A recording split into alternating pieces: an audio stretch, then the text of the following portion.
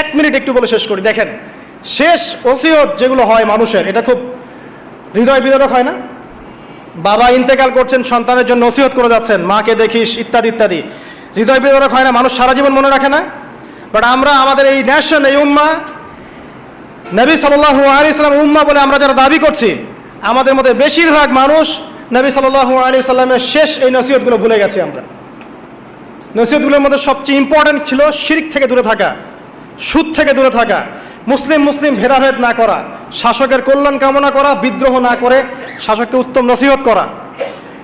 এবং আরেকটা হাদিসে তিনি বলেছিলেন 5 ওয়াক্ত সালাত আদায় করবে, সাওম পালন করবে, রমজান মাসে সাধ্যমতো সাদাকা করবে, মুসলিমদের জামাত আঁকড়ে ধরবে, ইনশাআল্লাহ হাসতে হাসতে জান্নাতে প্রবেশ করবে। আও কামা ক্বালা আলাইহিস সালাম। জাহেলি যুগের সমস্ত প্রথা ছেড়ে দেওয়া ছিল আজকের দিনের মূল মর্ম, আমরা ছাড়তে পারছি না। সুদ ছেড়ে দেওয়া ছিল মূল মর্ম, ছাড়তে পারছি না। শিরক থেকে বের হতে পারছি না। বেদাতীদের ব্যাপারে ধমক দেওয়া হয়েছে, বেদাত ছাড়তে পারছি না। খেয়াল করে দেখেন, মুসলিম মুসলিম হানাহানি কাটাকাটি এখনও ছাড়তে পারছি না।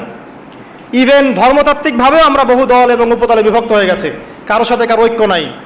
সব মিলিয়ে নবী সাল্লাল্লাহু আলাইহি ওয়াসাল্লামের শেষ ওসিয়তগুলো, কিতাব এবং সুন্নাহ আঁকড়ে ধরা, এটা আমরা সবাই আঁকড়ে ধরতে পারছি না।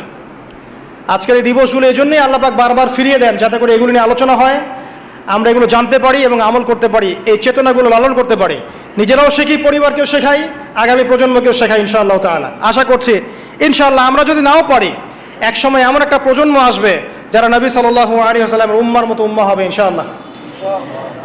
অতএব প্রিয় দিনী ভাইয়েরা, আসুন আজকের দিন, জুমার দিন, আমরা এই দিনে ইবাদতগুলো বাড়িয়ে দেই, আরাফা, সাওম এবং দোয়া, জিকির আজগারগুলো বাড়িয়ে দেই, একই সাথে আসন্ন কুরবানির প্রস্তুতি গ্রহণ করি।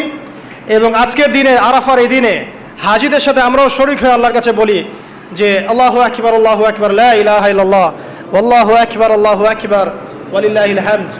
এবং নবী করিম সাল্লাল্লাহু আলাইহি ওয়াসাল্লাম রেখে যাওয়া এই যে শেষ বাক্যগুলো, এগুলো সবার কাছে পৌঁছে দেই। যে ব্যক্তি পৌঁছাবে তার উপর আল্লাহ পাক রহম করবে ইনশাআল্লাহ। এবং নিজেরা আমল করার চেষ্টা করি। আল্লাহ পাক আমাদের সবাইকে নবী করিম সাল্লাল্লাহু আলাইহি ওয়াসাল্লামের আদর্শ উম্মাহ হওয়ার তৌফিক এনায়েত করুন, আমিন। আমাদের ব্যক্তি, পরিবার, সমাজ, রাষ্ট্র, শাসক সবাইকে আল্লাহ পাক হেদায়েত দান করুন, আমিন। এবং আমাদের মধ্যে আপোষে যত ইখতিলাফ, ভুল বোঝাবুঝি আছে, এগুলোকে আল্লাহ পাক নিরসন করে দিন, আল্লাহুম্মা আমিন।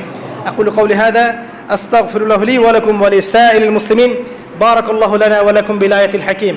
ইন্নাহু তাআলা জাওয়াদুন কারীমুন বার রাউফুর রহিম। আসসালামু আলাইকুম ওয়া রাহমাতুল্লাহি ওয়া বারাকাতুহু।